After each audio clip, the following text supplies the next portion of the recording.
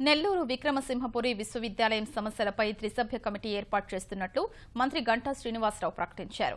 Committee సూచనల ఆధారంగా సమస్యల్ని పరిష్కరిస్తామని ఆయన తెలిపారు.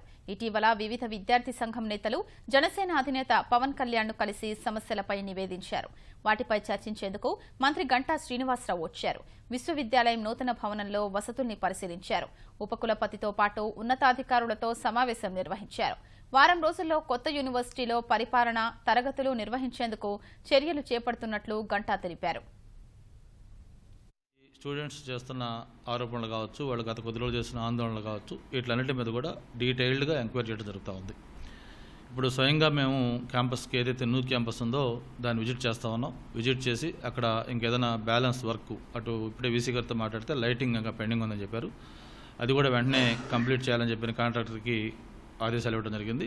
శానిటరీ కానీ, డ్రింకింగ్ వాటర్ కానీ, లేకపోతే మిగతా అదర్ ఫెసిలిటీస్ అని కూడా కంప్లీట్ చేసుకొని వెంటనే న్యూ క్యాంపస్లోకి ముందు షిఫ్ట్ చేయడం జరుగుతూ ఉంది. రిక్రూట్మెంట్లో కూడా ఏదైనా అవకలు జరిగాయా, ఏమైనా అన్యాయాలు ఉన్నాయా, ఇవన్నీ కూడా విచారించి ఇందులో ఏ స్థాయి వ్యక్తులు కూడా తప్పు చేసినా సరే ఎవరిని కూడా ఉపేక్షించే పని లేదు.